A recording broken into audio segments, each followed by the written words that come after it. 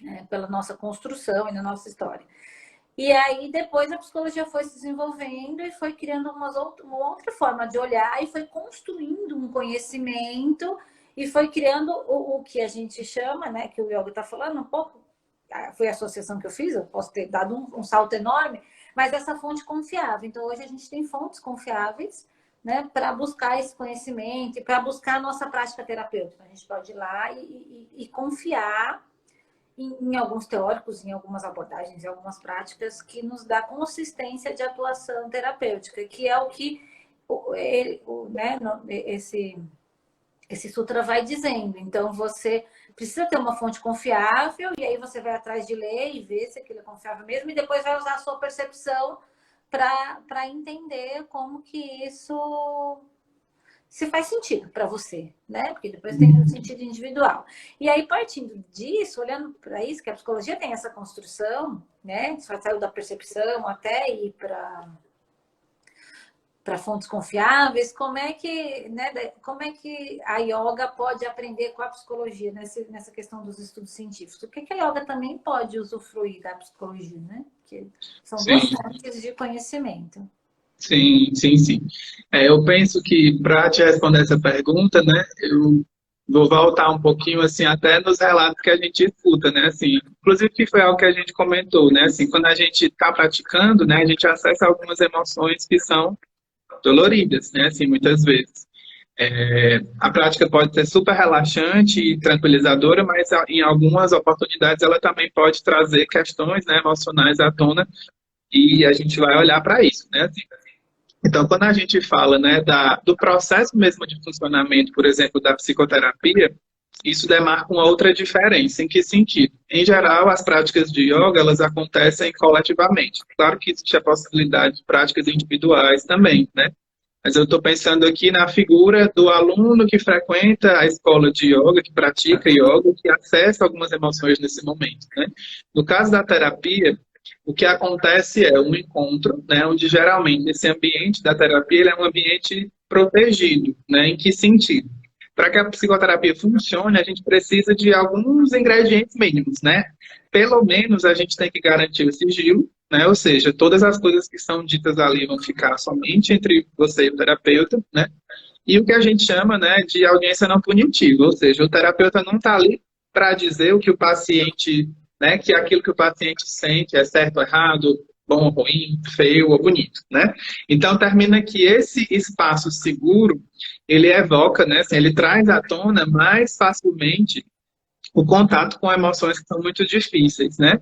E aí eu penso que nesse sentido existe a possibilidade mesmo de uma parceria mais aproximada, né? Assim, entre psicoterapeutas, entre professores e instrutores de yoga.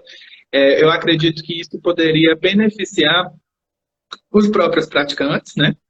Assim como também uma troca mesmo significativa com os próprios professores, né, e instrutores, porque muitas vezes eu acredito que esses processos emocionais podem surgir durante uma prática, e claro, né, que o professor pode acolher, pode entender, né, e gerar um ambiente mínimo de conforto, né, mas ao mesmo tempo termina que aquele processo muitas vezes ele vem de uma longa história, né, de vida, e que para isso, né, para uma compreensão melhor de onde isso vem, por que que isso acontece, como é que isso foi chegando até onde está hoje, né, a terapia termina sendo esse espaço, né, que promove um pouco disso, né. Então eu penso que essa troca poderia ser por esse caminho, né, assim, acredito que seria uma possibilidade. E termina que o terapeuta ele vai ter algumas habilidades, né, de analisar o porquê que aquelas coisas estão acontecendo junto com a pessoa. E mais do que isso, ajudar a pessoa a desenvolver essas habilidades para que ela consiga, por conta própria, fazer essas análises, né?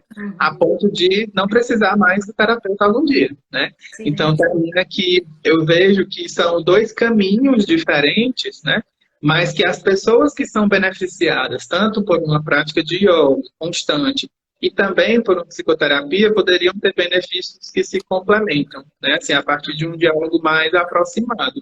Aumentando essa conversa, né, entre os dois pontos, Sim, porque a gente veja um pouco que emoções e situações que aparecem na prática, né, do yoga, ela pode ser acolhida na psicologia, ela pode ser acolhida na terapia, né? Porque na prática não existe o tempo para isso. Existe o acolhimento, existe o cuidado, mas não existe o tempo para parar e discutir, e olhar, e analisar, e entender de onde vem e como que eu posso reconstruir esse processo. Então, elas se complementam, né? E eu penso assim, né, que tem um diferencial da terapia que é assim também, né? Como a gente tem um encontro, tem uma desvantagem, entre aspas, que é o que você falou no começo, né? Assim, o tempo é curtinho, né? Então termina que não tem como a gente dar continuidade, né, em exercitar algumas coisas, como, por exemplo, estar presente, observar as emoções, né, dando um passo atrás. Tudo isso termina sendo uma oportunidade, assim, fantástica ao praticar yoga, né? Ao mesmo tempo, no caso da terapia, como a gente vai fazendo um passeio e um mergulho pela história de vida da pessoa, termina que a relação que a pessoa estabelece como terapeuta, que é uma relação sigilosa, que é uma relação sem que, né, deve envolver esse processo de acolhimento, termina que é uma oportunidade de reconstruir alguns pontos da sua história de um jeito diferente, né? E aí é como muitas vezes é comum que na terapia as pessoas façam pela primeira vez coisas que nunca tinham feito lá fora, né?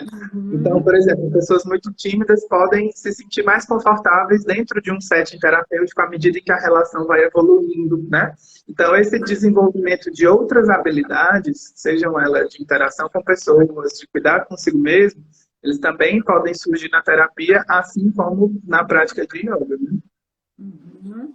A Suiane está aqui dizendo, com certeza as duas linhas se complementam, né? E aí a Jaqueline Mendes fez uma pergunta, né? Que é para você mesmo responder. Mas como se dá o processo de yoga e como é a preparação, como é que acontece? Certo. Eu vou falar assim da Hatha Yoga porque é o que eu venho estudando, né? Assim, eu não tenho profundidade, né, no que se refere às outras linhas de yoga, mas é algo assim que eu tenho bastante curiosidade também. Mas quando a gente fala da prática de Hatha Yoga, em geral, né, assim, essa prática ela vai envolver diferentes momentos. Em geral, ela começa com um mantra, né, que seria alguma espécie de canto, né, assim, que tem uma mensagem importante por trás, né? E a gente ia começar hoje a nossa live na confusão, a gente pulou. Sim. A live com mantra, por favor. Sim, sim, sim. E aí, assim, tem esse mantra, né, que é como se fosse, digamos que uma espécie de porta de entrada para essa prática, né? Mas, claro que antes existe uma preparação da sala, em geral é importante, né, que o próprio praticante, ele, né, desconecte de celular, desconecte de outros eventos, traga a atenção para dentro da sala, né, o mantra termina sendo uma chamada para isso. Em geral, também é importante, né, que antes da realização dos asanas, os asanas são aquelas posturas, né, que a gente vê as pessoas praticando no tapetinho. Antes de praticar os asanas, existem alguns kriyas, né, que tem uma função de limpar, aí entra a dimensão, né, do corpo energético mesmo, que é trabalhado na yoga, né, assim, de limpeza mesmo de canais energéticos, para que os asanas tenham efeitos esperados, né. E, na sequência, são feitos alguns asanas, e aí, assim, é interessante dizer que as aulas, elas podem ser temáticas também, né? Então, por exemplo, tem aulas que vão trabalhar especificamente o relaxamento, tem aulas que vão trabalhar exatamente, na verdade, uma estimulação, né? Assim, para que você fique mais acordado, mais ativo. Tem aulas que podem trabalhar questões relacionadas à estabilidade e segurança. Enfim, e aí existe uma combinação de diferentes asanas, né? Assim como também práticas de exercícios respiratórios, né, que são os pranayamas, né. Uma coisa também que é muito importante na prática de yoga, que tem que ter, né, assim, é que, em geral, próximo do final, um relaxamento, né, que é o que a gente chama de shavasana. Por que é tão importante o relaxamento? Né? Porque é nesse momento que, dentro da tradição da yoga, se diz que é o momento em que você absorve os efeitos da prática, né? Então, é fundamental que haja também esse relaxamento no final, né? E que é um relaxamento assim, que eu particularmente gosto muito, né? É a parte preferida. Ah? É a minha parte preferida. Eu adoro também. É o meu momento, assim. Então, no geral, é isso, né? Assim, então, é um caminho, né, que é percorrido, e esses asanas, né, assim, eles trabalham os diferentes movimentos da coluna também, né? Para frente, para trás, para um lado, para o outro. porque isso também tem uma relação com a concepção de saúde para a prática de yoga, né? Para os benefícios que vão ser tanto físicos, quanto emocionais, quanto energéticos, né? Então, termina que existe esse passeio, né, por esses diferentes aspectos, né? Tem outros elementos também que aí não dá para aprofundar tanto, mas A são gente os... precisa de várias lives para falar sobre isso. Exatamente. Assim, a gente está em quarentena, né? A gente está em isolamento, então os institutos de yoga estão fechados para fazer aula. O Armazém, a gente está com aulas online de yoga, em que o professor ele acompanha o aluno fazendo a prática. Então, ele tem acesso ao aluno pelo vídeo, então ele vê o aluno no vídeo e ele consegue acompanhar né, os asanas, acompanhar as posturas, a respiração, ele vai orientando o aluno a prática inteira, né? Então, essa semana eu estava falando com o Pedro, que é um dos professores, ele falou, eu estou suando mais, né, dando aula, né, online do que a aula presencial, porque eu acompanho todo mundo e isso acaba que tem um desgaste maior, né, exige mais do professor. Então, a gente está conseguindo fazer isso e está sendo bem legal. Quem tiver a fim de começar, ou de voltar, ou de, né, entrar, né, olhar mais para o yoga e para, né, para a prática do tapete, a gente tem pode fazer aula experimental, a gente está com a aula experimental aberta para vocês fazerem e conseguirem ter mais conhecimento, né, prático disso. A Leti está aqui falando que é incrível a relação entre yoga e a terapia. Antes eu via yoga somente como uma atividade física, e aqui aprendi que a busca vai muito além. Isso, vai mesmo, né, Leti? Eu posso perceber que a prática de yoga é uma forma de expandir o que foi trabalhando na terapia. Exatamente, Leti. E você que está aí fora do Brasil, né? Você pode fazer a prática com a gente também, online. Você consegue já começar esse exercício. E a Mônica tem uma pergunta. Ela disse, a yoga tem alguma relação muito próxima com o mindfulness? Diz aí para nós. Bom, quando a gente fala, por exemplo, né, da terapia comportamental dialética, né, assim, lá no livrinho deles, que é o treinamento de habilidades, eles colocam a yoga como uma forma de mindfulness em movimento, né? Se a gente entende que para fazer mindfulness, diferentes habilidades, né, são necessárias, como, por exemplo, a de observar, né, a de participar do que você está observando, a de não julgar o que você está sentindo e pensando, né? Eu acredito que sim, existe aí uma aproximação bem forte, né? Então, eu até, quando você fez a pergunta, né, é a Amanda, no caso, né? Quando a Amanda fez a pergunta, eu me lembrei disso, né? Que é como se fosse uma espécie de mindfulness em movimento. A DBT descreve dessa forma, né? Porque muito do que é feito numa prática de mindfulness aparece lá também numa prática de yoga, né? Manter-se observando, atento ao momento presente, não se apegar ou não se fixar a nenhuma emoção, observa, se despede, deixa ir embora sem julgar. Então, todos esses recursos, né, eles também aparecem numa prática de yoga. Agora, é interessante a gente perceber, né, que existem diferentes possibilidades de práticas de mindfulness. E aí, assim, por exemplo, se uma pessoa extremamente ansiosa decide sentar para fazer uma prática de respiração, por exemplo, talvez seja um pouco mais difícil do que uma prática de yoga. Por quê? Porque a yoga você tem alguém te dizendo lá o tempo todo o que é que você vai fazendo. Então, você vai sendo guiado, né? Eu penso que se a gente for fazer uma comparação, né, do mindfulness, talvez o que você esteja falando seja essa prática de sentar e observar a respiração, né, nesse sentido. Eu penso que a yoga ela pode ter uma vantagem mesmo para pessoas muito ansiosas, porque você tem alguém lá te guiando e tem o movimento, então termina que, na minha visão, é um pouco mais confortável e mais fácil. Eu digo isso enquanto alguém que experimenta ansiedade em muitos momentos da vida e que se sente, eu no meu caso, me sinto mais confortável fazendo as práticas, né? Inclusive no final, para relaxar, depois de que o corpo está cansado assim, da prática, é muito mais gostoso o relaxamento, pelo menos para mim. E eu aí, também sou mais adepta ao mindfulness em movimento, mais a prática do que as 8 semanas de mindfulness, para mim é mais difícil. Né?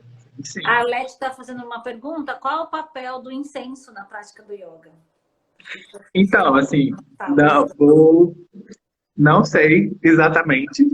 O que é que eu penso, né? Assim, a Suiane está aqui, ela pode até ajudar a gente. A Joana também está aqui. A Joana pode ajudar a gente nessa resposta. Eu penso que isso pode ser mais um dos elementos que ajuda a trazer a atenção para a sala, né? Assim, em relação ao aroma, né? Porque quando você vai fazer a prática, é importante que você traga a atenção para a sala, não deixa ela vagando lá fora, né? Dos problemas da vida e outras coisas, né? Eu penso que pode ser mais um dos elementos, mas assim, é o que eu consigo pensar agora, né? Assim, A Joana está mas acho dizendo que aqui, ó, que ela tem uma função energética e de aromaterapia, mas tem que ser um sim. incenso natural e não um incenso de carvão. Essa questão da aromaterapia me fez lembrar um pouco, né, de que talvez diferentes aromas, né, vão ter efeitos, né, assim, dentro dessa concepção da aromaterapia, né, esses diferentes aromas podem ter efeitos na forma como a gente se sente também, né? Que é uma Então, outra paixão minha que está ali escondidinha, assim, mais escondidinha, assim, que eu vou usando, os meus olhos ainda não falo tanto deles, assim. eu também gosto muito. Eu gosto muito. Cheiro de lavanda, capim-limão, são Duas coisas que eu gotinhas gosto no demais. travesseiro, como é bom.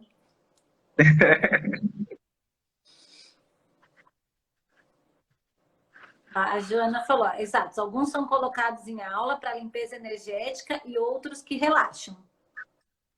Né? E a Suiane disse, aromaterapia, mas com muito cuidado. É, Gente, isso, muito obrigada pela ajuda de vocês, viu? Pela participação. Estou adorando.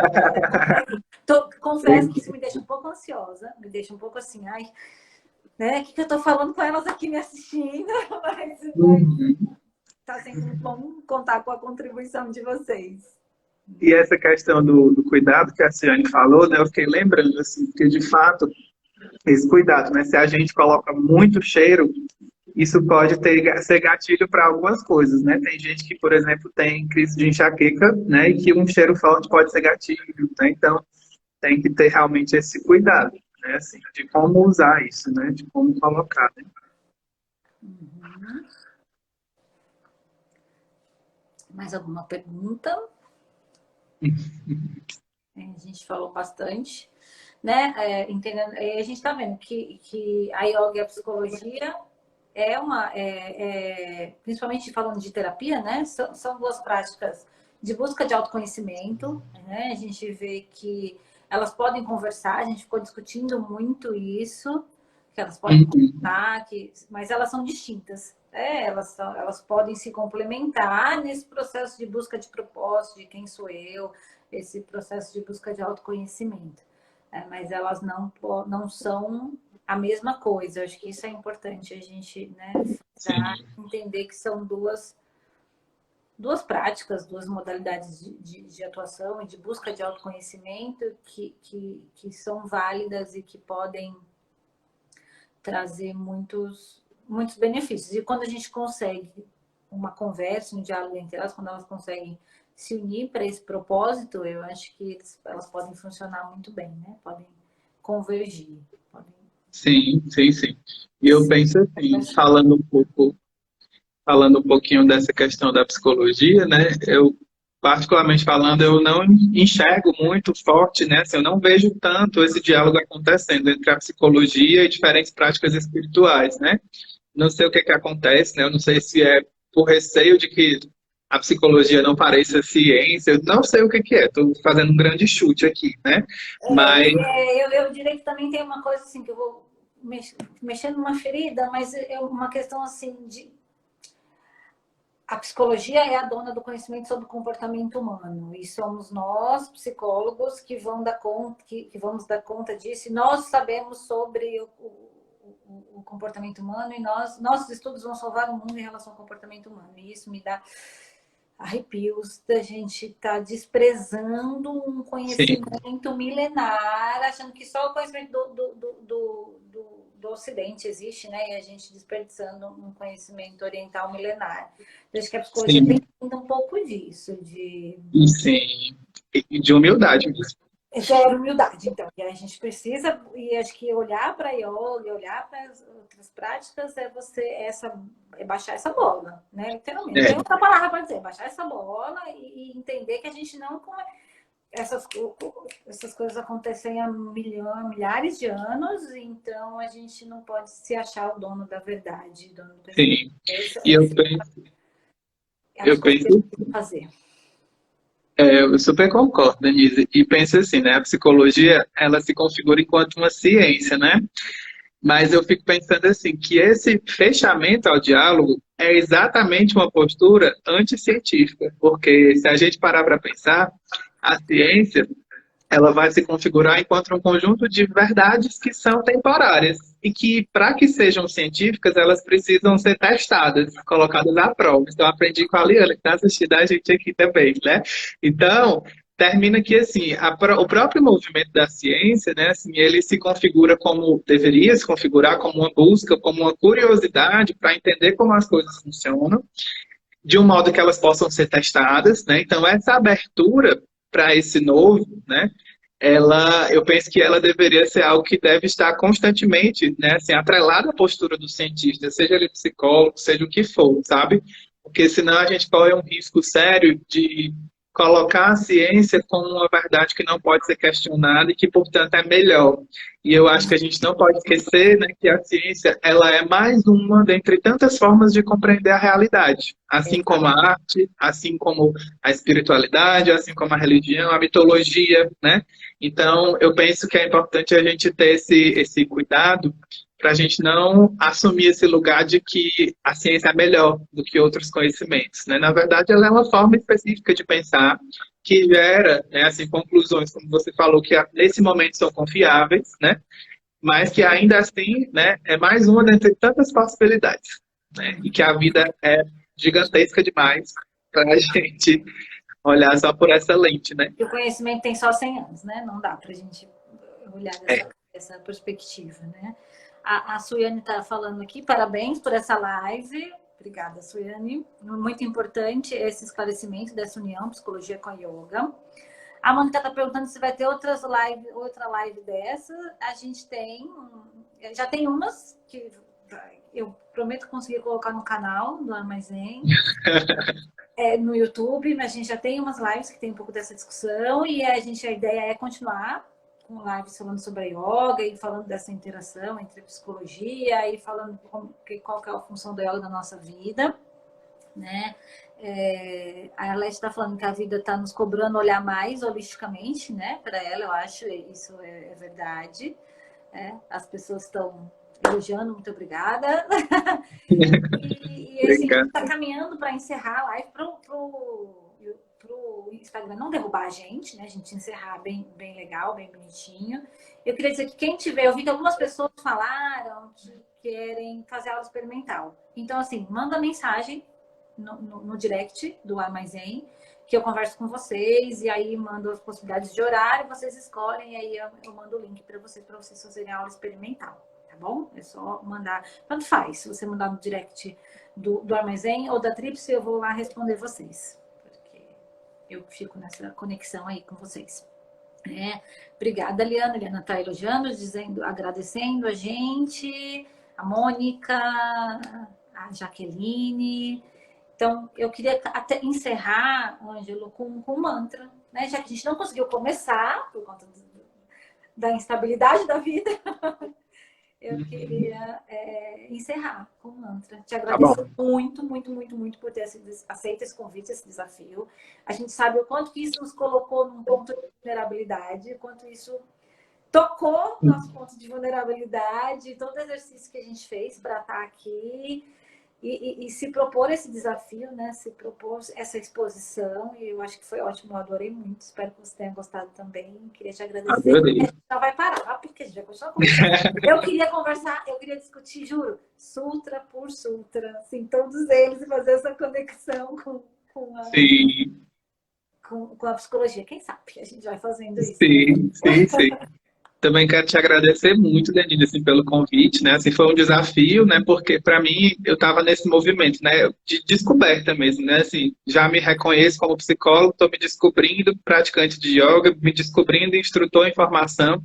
Então eu ficava nesse dilema, como é que eu faço essas coisas conversarem, né? Então foi uma oportunidade assim muito incrível para mim, né? De poder falar e organizar um pouco disso e de lidar com esse formato novo, né? Eu sou muito acostumada a um formato mais planejado, né? Então, esse aqui eu acho que foi um formato muito mais agradável e leve, né? Então, eu queria te agradecer pelo convite e agradecer também às pessoas que estão participando, mandando perguntas, né? Então, é muito bom poder estar nessa partilha com vocês todos, tá certo? E aí, esse mantra, eu vou fazer o canto dele, né? Para a gente fechar, eu vou cantar e no final eu leio a tradução, né? Para que todo mundo acesse, tá bom? Vamos lá. Om Bhurbhuvat Swaha Tat Savituvarenyah Bhargo Devasya Dhimahi Dhiyo Yona Prachodaya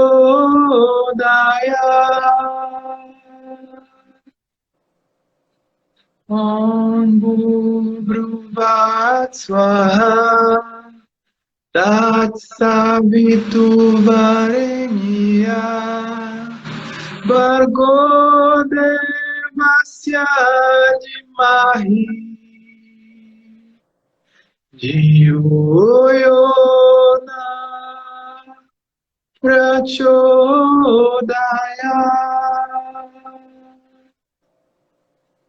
Om Bhurbhuvat Swaha Tat Savituvarenyah Bhargo Devasya Dhimahi Dhiyo Yona Prachodaya.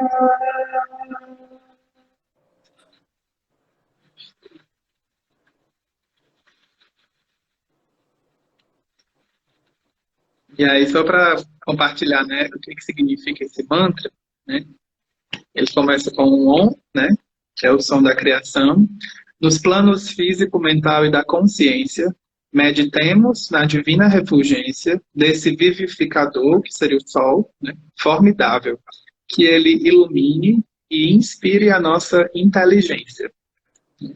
Então, esse mantra vocês podem encontrar nesse livrinho, que é a Senda do Yoga, né? Inclusive, eu sei que algumas pessoas pediram indicação, né?